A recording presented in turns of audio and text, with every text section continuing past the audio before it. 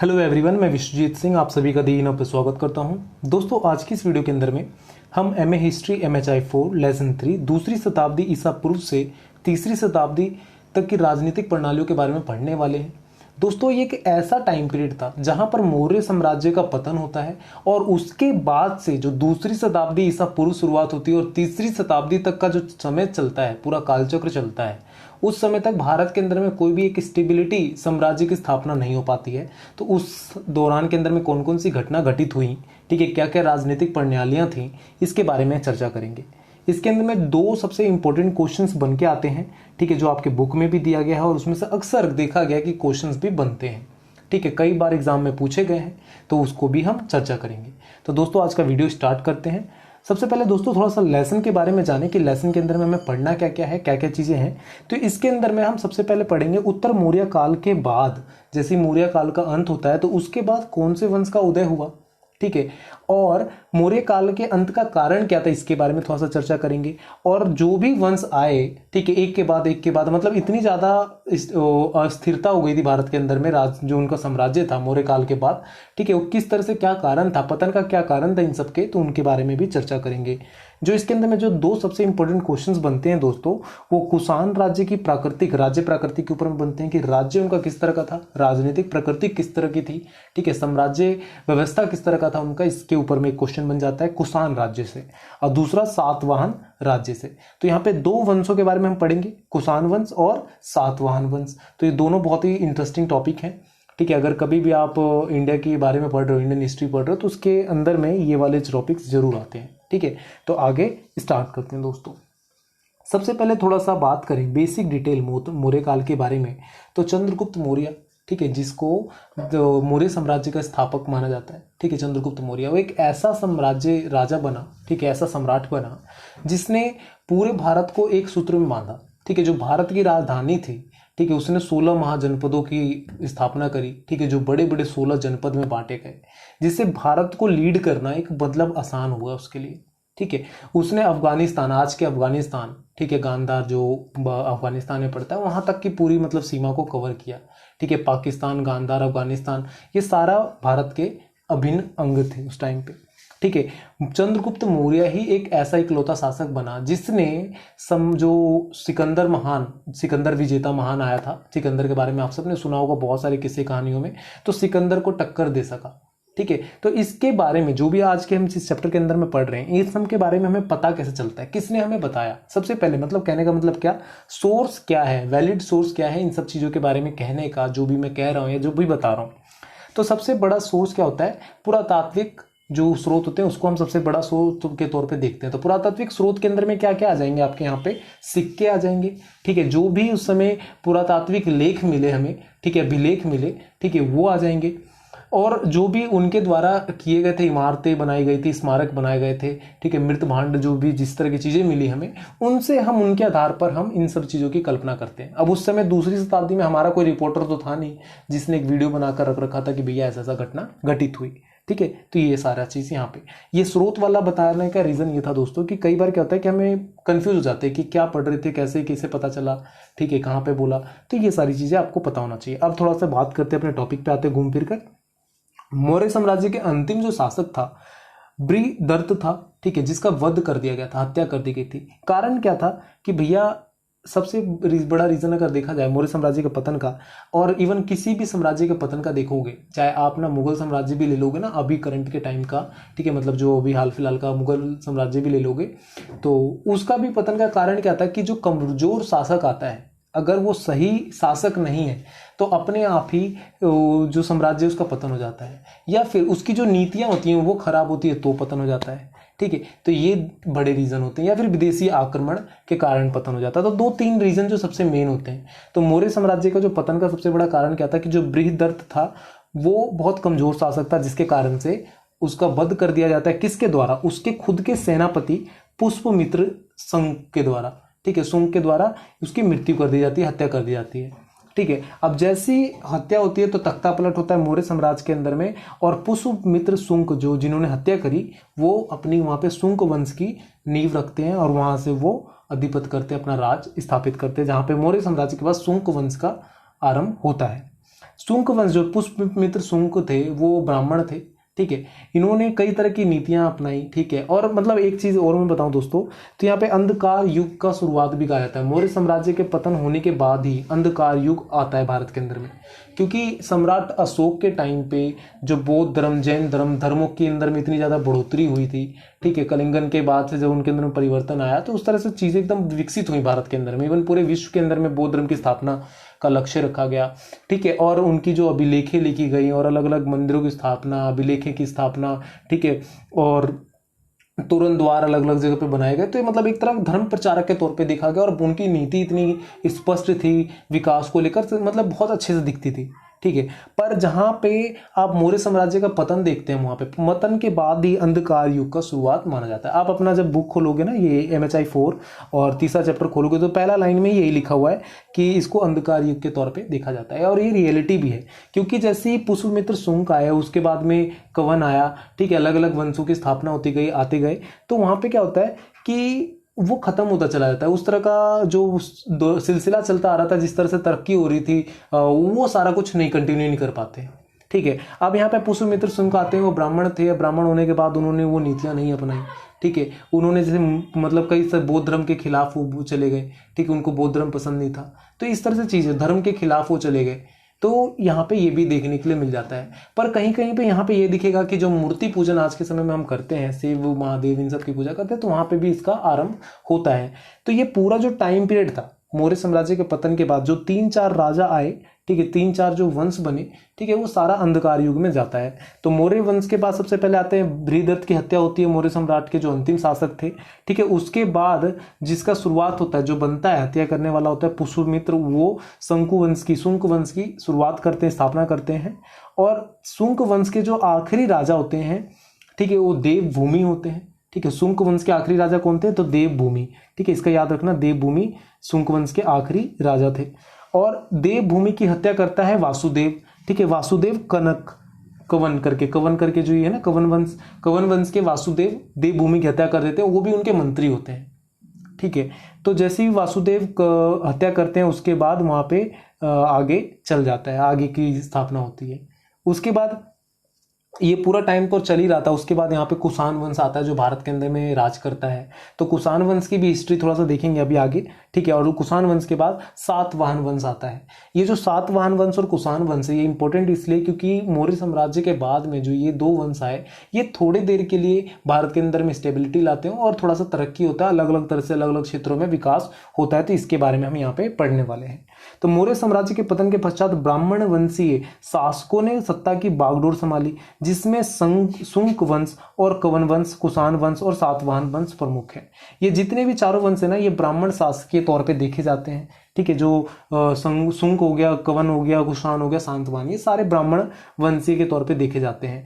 पर सबका यहाँ पे आप अगर इंटरनेट पे सर्च करोगे कुषाण वंश के बारे में, ठीक है, अपनी बुक में पढ़ोगे, तो हर जगह थोड़ा अलग अलग चीजें हैं, मतभेद है सारे विचारकों के अंदर में, सारे इतिहासकारों के अंदर में। तो थोड़ा सा आपको कंबाइन करके पढ़ना पड़ेगा, ठीक है, एडजस्ट करना पड़ेगा।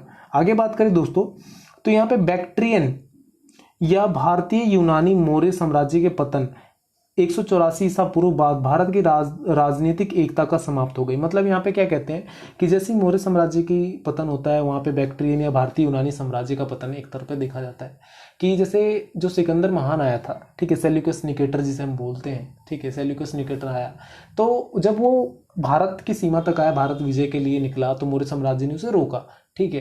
रोकने के बाद क्या होता है, सेल्यूकस निकेटर वापस अपने घर जाने की सोचता है कि अब मैं जा रहा हूं, अब मुझे नहीं लड़ना युद्ध, जो भी था सिकंदर महान, सेल्यूकस निकेटर जिसे हम बोलते हैं। तो जब वो वापस जाने लगता है, तो क्या होता है, जो भी राज्य साम्राज्य जीते थे ना, तो वो सारे लोग अपने आप को स्वतंत्र घोषित कर देते हैं और वो लड़ना शुरू कर देते हैं। तो जो भारत की सीमा में आकर जो जीते हुए राज्य थे, वो भारतीय यूनानी सभ्यता के तौर पे देखे जाते थे, क्योंकि जो सेल्यूकस निकेटर था, जो सिकंदर था, वो यूनान से आया हुआ था, ठीक है। तो वहां पे भारतीय यूनानी साम्राज्य के तौर पे देखा जाता है और उनका भी पतन इस अंधकार युग के साथ में देखने के लिए हमें मिलता है, जिसका बैक्ट्रियन हम यहाँ पे कहते हैं। इसकी स्थापना बैक्ट्रिया उत्तरी अफगानिस्तान और ईरान के लगे हुए क्षेत्र में था, जिन्हें पार्थियन कहा जाता है। यहाँ पे आपको पार्थियन के बारे में भी आपकी बुक में पढ़ने के लिए मिलेगा, पार्थियन साम्राज्य के बारे में, ठीक है। तो पार्थियन कहा जाता है। तो इन सब के बारे में ज्यादा हमें पढ़ना नहीं है, मेन जो हमारा कुषाण और सातवाहन है, ठीक है। और सिरथिक संक वंश के कबीले, मतलब ये कबीले वाले वो थे, वंशज थे। जैसे सिकंदर जब इधर से गुजर रहा है तो यहाँ पे जो भी कबीले पढ़ रहे हैं, इसको पढ़ रहे हैं, तो इनको सबको जीतता हुआ चला गया, जो भी साम्राज्य पड़े जीतता हुआ चला गया। और सिकंदर ने अचानक से मन बनाया भैया मैं वापस जा रहा हूँ। तो वापस जाने के कारण क्या हुआ, अब ये वाला तो भारत के क्षेत्र में जैसे अब जीता, तो इसके जो सारे लोग थे वो उसके साथ में आगे बढ़े। आगे बढ़ने के बाद वो यहाँ रह रहे हैं, यहाँ से यहाँ पे आगे स्थापित हो गए। अब वो वापस जाने लगा तो लोगों ने अपने आप को स्वतंत्र घोषित कर दिया, पर इनका भी समय के साथ में क्या हुआ, पतन हुआ। रीजन क्या रहा, विदेशी आक्रमण होने लगे। ठीक है, अब जैसे देखा कि अब इसका रक्षण करने वाला कोई नहीं है, तो लोगों ने इन पे हमला करने लगा। तो इस कारण से सारी अपनी सत्ता बनाने में असमर्थ रहे और धीरे धीरे करके इनका पतन हो गया। दोस्तों आगे बात करें यहाँ पे, तो आप देखोगे तो ये पूरा ये जो आपका भारतीय यूनानी है लोग, यहाँ पे देखो आज के समय में आप देखो, अगर आप करंट मैप के अनुसार देखो तो ये अपना गुजरात है, हमारा प्यारा भारत ये पूरा। ठीक है, यहाँ पे ऐसे करके गुजरात जा रहा है, ऐसे करके हमारा कश्मीर इधर से ऐसे करके आ जाता है हमारा। ठीक है, ये वाला जो क्षेत्र है पाकिस्तान है, अफगानिस्तान है इधर पूरा। ठीक है, तो ये पूरा भारतीय यूनान के अंदर में आता था। ये राजस्थान का हिस्सा कुछ है। ठीक है, तो इस तरह से भारतीय यूनान का हिस्सा था। ठीक है, इसको भारतीय यूनान के तौर पे देखा जाता था। ठीक है, तो यहाँ पे ये हम इसकी बात करते हैं। आगे बात करें दोस्तों, तो यहाँ पे एक आ जाता है, देखोगे आप तो किस तरह बैक्ट्रियन साम्राज्य कह रहा था। जैसे आप बैक्ट्रियन साम्राज्य की स्थापना अगर देखोगे तो इधर पूरा अफगानिस्तान, ठीक है, पाकिस्तान पूरा ये वाला आज के समय का, और इधर उत्तर प्रदेश तक का पूरा मतलब ना एक तरह का हिस्सा देखोगे तो बैक्ट्रियन साम्राज्य के तौर पे देखा गया। ये बैक्ट्रियन साम्राज्य कहते हैं एक तरह का बोली थी जो कबीलाएं लोग बोलते थे। ठीक है, और ये इराक अफगानिस्तान का मेलजोल था, तो उसको लेकर यहाँ पे हम बात करते हैं। ठीक है, ये आगे देखिए दोस्तों यहाँ पे कुषाण वंश का, तो यहाँ पे इस वाले वीडियो के अंदर में हम ज़्यादा चीज़ें मतलब वो लेक्चर बेस पे मैं पूरा बताने वाला हूँ, तो आपको ज़्यादा दिक्कत नहीं होगा, समझना है, सिर्फ मेरी बातों को सुनना है जिसको आपको इसको समझ में आए। ठीक है, अब कुषाण वंश के बारे में हम बात करें तो कुषाण वंश को कई सारे इतिहासकारों के बीच में मतभेद है कुषाण वंश को लेकर। रीज़न क्या है कि कुषाण वंश को यहाँ पे यूएसी करके, यहाँ पे देखो ये चीनी लैंग्वेज में यूईजी करके लिखा हुआ है, तो यूईजी जो जाति थी, लोग थे, उनके वंशज मानते हैं कुषाण लोगों को। ठीक है, विचारकों का ये मानना है, जो इतिहासकार हुए उनका ये मानना है जो कुषाण वंश के लोग थे, ठीक है, जो कुषाण वंश के राजा थे कनिष्क, वो जो कहते हैं वो चीनी लोग थे, चीन से आए हुए थे। ठीक है, उनकी जो सब मतलब कबीला था या उनकी जाति जो थी वो यूजेजी थी, और जैसे से करके इस रास्ते से ये भारत के अंदर में प्रवेश किए थे, भारत के अंदर में आए थे। ठीक है, तो ये पूरा यहाँ पे स्ट्रक्चर होता है। इसके अंदर में बात करोगे तो इनकी जो भाषा थी, ठीक है, वो बैक्ट्रियन थी। जैसे मैं बैक्ट्रियन कह रहा हूँ ना, तो देखो यहाँ पे अफगानिस्तान ईरान के जो मेल जोल से और चीन से आए थे, तो इसके कारण से इनकी भाषा जो बैक्ट्रियन थी, और इनकी भाषा को ही लेकर, ठीक है, कुषाण वंश के लोगों को बैक्ट्रियन मतलब इनकी जो मुख्य भाषा, राजनीतिक भाषा जो थी, ठीक है, राजनयिक भाषा थी कुषाण लोगों की, कुषाण साम्राज्य की, वो बैक्ट्रियन थी। इसके कारण से इसको बैक्ट्रियन साम्राज्य के तौर पे भी देखा जाता है दोस्तों। ठीक है, जो भी मैं बैक्ट्रियन साम्राज्य बता रहा था, तो यहाँ पे ये रीज़न था। ठीक है, ये आगे बात करें दोस्तों कुषाण वंश के अंदर में, तो कुषाण वंश के अंदर में मूर्ति स्थापना होती है, मूर्ति पूजन का शुरुआत हो जाता है, मूर्ति पूजन किया जाने लगता है। ठीक है, इनकी राजनीतिक जो प्रणाली थी काफ़ी मिलीजुली रूप में देखने के लिए मिलती है। ठीक है, यहाँ पे कुषाण ने अपनी सत्ता को वेद करने के लिए कई तरह की मतलब उपाधियाँ चालू करी। ठीक है, अपने आप को महाराजा धीराज ऐसे कर करके अलग अलग तरह की उपाधियाँ दी जाने लगी। ठीक है, अपनी प्रशासन व्यवस्था को बनाए रखने के लिए कई तरह के इन्होंने वर्क किए। ठीक है, जिसमें दंड नायक, महादंड नायक जैसे शब्दों का प्रयोग मिलेगा आपको। जो दंड नायक जो दंड देने वाला, ठीक है, जो दंड देने वाला, कानून का पालन करवाने वाला, इस तरह की चीज़ें देखने के लिए मिलती हैं। ठीक है, यहाँ पे मुद्रा का प्रसार, यहाँ पे कुछ जो कुषाण वंश थे इन्होंने सोने की मुद्रा बनाई। ठीक है, यहाँ पे पूरे भारत के अंदर में पहला वंशज था जिसने सोने की मुद्रा प्रचार प्रसार करवाई। ठीक है, सोने की मुद्रा चलवाई, तो कुषाण वंश यहाँ पे आ जाता है। ठीक है, साथ साथ आप इनके अधिकारियों के बारे में भी देखोगे तो ये जो कार्य क्षेत्र को लेकर बहुत ज़्यादा स्पष्ट थे। ठीक है, प्रशासनिक तौर पर, और ये अलग अलग उपाधियां देने में बिलीव करते थे। मतलब हर एक चीज़ के लिए एक उपाधि दी जाती थी, और यहाँ पे जो राजकुमार होते थे और जो भी इनके समर्थक लोग रहे, ठीक है, जैसे महाजनपद था भारत के अंदर में, तो जो भी इनके समर्थक राज्य थे वो अपने आप को एक उपाधि देते थे। आप अगर इसको बुक में पढ़ोगे दोस्तों तो बहुत अच्छे से समझ में आएगा। जो इसके अंदर में क्वेश्चन बनता है, अगर आप क्वेश्चन की बात करो कि क्या क्वेश्चन बनकर आता है, तो इसके अंदर में आता है कुषाण राज्य की मुख्य विशेषताओं का वर्णन कीजिए। तो विशेषताओं के अंदर में आप क्या बताओगे कि कुषाण वंश की भाषा क्या थी, तो बैक्ट्रियन थी। ठीक है, कुषाण वंश के आए कहाँ से थे, तो चीनी के तौर पे इतिहासकारों मतभेद है वहां से आए थे। तो इनकी विशेषता के तौर पे सोने के सिक्के का प्रचलन करवाना, मूर्ति पूजन का आरंभ करवाना। ठीक है, मथुरा के अंदर में ये मतलब मथुरा, वृंदावन, ये जितने भी एरिया है, ये तो मैं नॉर्मल आज का नाम ले रहा हूँ। ठीक है, यूपी के अंदर में आप देखोगे तो वहाँ पे मथुरन शैली जो कहते हैं ना, एक तरह का कलाकृति वाली शैलियाँ जो थी, उसका शुरुआत यहाँ पे देखने के लिए मिलता है। ठीक है, कई तरह की इमारतों का निर्माण किया गया, कलाकृतियों का निर्माण किया गया। ठीक है, शिल्प कृतियां की बढ़ावा मिला। ठीक है, रेशम मार्ग का उपयोग किया गया, रेशम के उत्पादन में बढ़ावा मिला, कृषि क्षेत्र में बढ़ावा मिला। तो ये सारी इनकी विशेषता के तौर पे देखने के लिए मिलती हैं दोस्तों। आप अगर एक बार बुक पढ़ लोगे आपको चीज़ें समझ में आएंगी। मैंने आपको ऑलमोस्ट आधी चीज़ें बता दी हैं, आपको थोड़ा सा पढ़ना है जिससे आपको हेल्प मिलेगी और आप अच्छे से एक्सप्लेन कर पाओगे। ठीक है, आगे हम यहाँ पे बात करें दोस्तों तो आपका आ जाता है कुषाण मतलब सातवाहन वंश। ठीक है, सातवाहन वंश ये भी इंपॉर्टेंट है। सातवाहन वंश का अगर देखोगे दोस्तों तो मेनली इसका जो स्ट्रक्चर है वो दक्षिण भारत के अंदर में देखने के लिए मिलता है। जो दक्षिण भारत का तमिलनाडु वाला क्षेत्र था वहाँ पर इनकी जो प्राकृतिक भाषा है, ठीक है, प्राकृतिक मतलब जो इनकी जो भाषा है, राजनीतिक भाषा है, प्राकृतिक और भ्राष्टी था, जिसमें तमिल संस्कृत भी बोली जाती थी। ठीक है, जो इनकी राजनयिक भाषा थी ब्राह्मी लिपि या फिर प्राकृतिक लिपि थी। ठीक है, जिसके अंदर में बोली की अगर बात करो क्या बोलते थे, तो तमिल या फिर संस्कृत में ये बात करते थे। ठीक है, राजधानी इसका प्रतिष्ठित स्थान था, एक प्रतिष्ठित स्थान करके इनकी राजधानी थी, प्रतिष्ठित स्थान या फिर अमरावती, दो राजधानी थी इनकी। ठीक है, सातवाहन राज्य की। अगर आप इनकी अजंता और एलोरा की गुफाओं के बारे में आपने बहुत बार सुना होगा। ठीक है, बचपन से कई किताबें पढ़ा होगा अजंता एलोरा की गुफाएं, तो इन्होंने ही इनकी निर्माण करवाया था। सातवाहन वंश ने ही अजंता एलोरा की गुफाओं का निर्माण करवाया था। सातवाहन का अगर पतन की बात करो तो 225 ईसा पूर्व के अंदर में इसका पतन होता है। कारण सेम यही होता है कि विदेशी आक्रमण हुआ, जिसके कारण से धीरे धीरे करके पतन होता चला गया। ठीक है, समझ में आता है। अगर इसके अंदर में भी बात करो, इसका भी सेम क्वेश्चन बन के आता है कि सातवाहन की राजनीतिक मतलब प्रशासनिक इसकी चर्चा कीजिए, तो यहाँ पर आप देखोगे कृषि के अंदर में ये धान और कपास की खेती पे ज़्यादा जोर देते थे। रेशम मार्गों को इन्होंने भी बढ़ावा दिया। ठीक है, समुद्री मार्गों को, रेशम मार्गों को इन्होंने बढ़ावा दिया, इसके इनके टाइम में बढ़ावा मिला। ठीक है, विदेशी व्यापार के लिए भी इन्होंने जोर दिया। ठीक है, व्यापार में जो इनके सिक्के थे, जैसे मान लो कुषाण वंश के अंदर में सोने के सिक्के चल रहे थे, तो सातवाहन वंश के अंदर में शीशे के सिक्के चलाए जाने लगे। शीशे मतलब मिरर नहीं कह रहा मैं, यहाँ पे शीशे एक पदार्थ होता है। ठीक है, उसके सिक्के यहाँ पे चलने शुरू हुए। लघु उद्योगों का भी निर्माण हुआ, लघु उद्योगों की भी शुरुआत हुई। सोने की खान जो आप देखोगे तब साउथ में ही आपको ज़्यादातर सोने की खान मिलेंगी, तमिलनाडु की साइड में, तमिलनाडु कर्नाटका की साइड में। ठीक है, तो यहाँ पे तमिलनाडु की साइड में सोने की खानों की भी शुरू यहाँ पे देखने के लिए मिली, खोज की गई। ठीक है, और उसका इनका बहुत ज़्यादा लाभ मिला इसको। ठीक है, आप देखोगे इनके बारे में जो ज़्यादातर जानकारी है दोस्तों कहाँ से मिलता है, तो लगभग मतलब जो मुख्य स्रोत हैं इनकी जानकारी के इतिहास के सातवाहन वंश के, तो 24 अभिलेख मुद्राएं, जो 24 अभिलेख मुद्राएं हैं उनसे मिलता है। जैन और बौद्ध जो साहित्य है उनसे मिलता है, क्योंकि जो जैन और बौद्ध के जो ज़्यादातर आपको स्थल देखने के लिए मिलेंगे या फिर वहाँ पे जो ज़्यादातर लोग मिलेंगे, फॉलोअर्स मिलेंगे, वो इस साइड ही में मिलते हैं। ठीक है, तो यहाँ पे इसके ये सारा कुछ रीज़न होता है। ठीक है, ये यहाँ पे आपको देखने के लिए मिल जाएगा। इसका राज्य के प्रशासनिक ढांचा देखोगे तो ये काफ़ी हद तक मौर्य साम्राज्य को फॉलो अप करते हैं। ठीक है, मौर्य साम्राज्य की जिस तरह की नीतियाँ थी, प्रशासनिक व्यवस्था की नीतियाँ थी। ठीक है, कौटिल्य जो जिस तरह से आप पूरे मौर्य साम्राज्य को लीड कर रहे थे, किस तरह से स्ट्रक्चर उन्होंने निर्माण किया था, तो उसको लेकर ये बहुत ज़्यादा सीरियस दिखते हैं और मौर्य साम्राज्य की नीतियों को फॉलो अप करते हैं यहाँ पे। ठीक है, यहाँ पे अंतर्गत में खेती और व्यापार के लिए राजस्व नियमित स्रोत थे।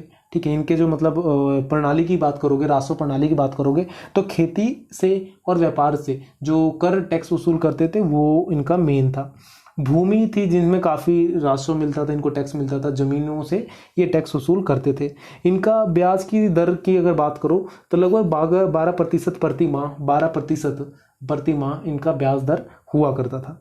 ठीक है, यहाँ पे चैत्य, विरह और कई तरह के अमरावती मतलब ना अलग अलग तरह के जो समुदाय थे, धर्म थे और वहाँ पे जो संस्कृति थी, इसका शुरुआत यहाँ पे देखने के लिए मिलता है। कई तरह के मंदिरों का निर्माण किया गया है। एलोरा और अजंता की जो गुफाएं हैं, इसका एक एग्जाम्पल के तौर पर हम देख सकते हैं किस तरह से इन्होंने स्ट्रक्चर्स को आगे बढ़ावा दिया।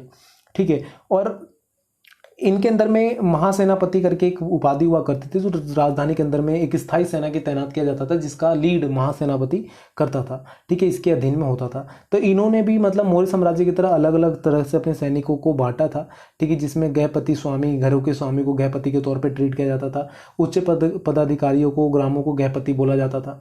ठीक है, जो राजा था वो शासकीय सत्ता का प्रतीक माना जाता था।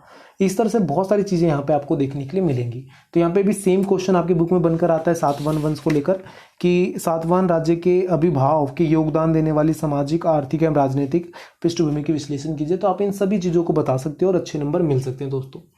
तो फ्रेंड्स, लास्ट रिक्वेस्ट आपसे यही है कि आपका एग्जाम आने वाला है, अच्छे से पढ़िए आप सभी। और कहीं पे भी कुछ भी डाउट होता है, जितने भी चैप्टर्स मैंने अभी तक करवाए हैं, तो आप उससे पूछ सकते हैं। ठीक है, धीरे धीरे मैं ट्राई करूंगा दोस्तों कि आपके टाइम से पहले सारे चैप्टर ऑलमोस्ट क्लियर करवाऊं, क्योंकि सिलेबस बहुत बड़ा है, टाइम कम देता है इग्नू। ठीक है, मैंने भी लेट शुरू किया था, थोड़ा सा मेरी भी गलती है, बट मैं ट्राई करूंगा कि अच्छे से क्लियर हो। पर आप सभी से रिक्वेस्ट ये दोस्तों कि मैं आपके लिए मेहनत कर रहा हूँ, तो आप भी उस हिसाब से रिस्पॉन्स दीजिए। कई बार क्या होता है कि सामने से रिस्पॉन्स नहीं मिलने के कारण वीडियो नहीं बना पाते हैं दोस्तों। ठीक है, क्योंकि फील नहीं होता कि यार क्या बनाया है, सामने से रिस्पॉन्स नहीं, आप किसके लिए वीडियो बना रहे हो। ठीक है, तो वो चीज़ें नहीं होती हैं। तो आप अगर वीडियो देख रहे हो, तो अगर आपको वीडियो अच्छी लग रही है तो अपने दोस्तों तक शेयर करें, और अगर नए हो तो सब्सक्राइब करें, अपने दोस्तों को सब्सक्राइब करने के लिए बोले, जिससे हम भी मोटिवेट हो, हमारी टीम को हेल्प मिले, हमारी वीडियो को हेल्प मिले, हमें हेल्प मिले। फिर उसके बाद हम आपके लिए जल्दी जल्दी ज़्यादा से ज़्यादा वीडियो बनाने की कोशिश करेंगे। Friends, thank you for watching me, thank you for listening me, bye bye, take care, all the best. और एक लास्ट आपके लिए एक और चीज़ है, अगर आपको किसी वीडियो का PDF चाहिए तो आप हमारे DNAV का टेलीग्राम ग्रुप ज्वाइन कर लीजिए। ठीक है, टेलीग्राम ग्रुप के अंदर में सारी PDF डली हुई है, पीछे करते जाइए मैसेज को, आपको सारी PDF मिल जाएगी। अगर कोई सा भी PDF चाहिए वहाँ पे मिल जाएगा, किसी भी लेसन का। ठीक है, तो फ्रेंड्स, थैंक यू वॉचिंग मी। और एक लास्ट और आप व्हाट्सअप ग्रुप को भी ज्वाइन कर सकते हैं, मैसेज कीजिए, मैं व्हाट्सअप ग्रुप का लिंक दे दूंगा, कमेंट कीजिए, मैं व्हाट्सअप ग्रुप का लिंक दे दूंगा, वहाँ से आप ज्वाइन कर लीजिए, जहाँ पे बहुत सारे बच्चे हैं पहले से ही MA हिस्ट्री के, जो आपकी हेल्प कर सकते हैं और आप उनकी हेल्प कर सकते हैं। तो खत्म होता है। Thank you for watching me, thank you for listening, bye bye, take care, all the best आपके एग्जाम के लिए फ्रेंड्स।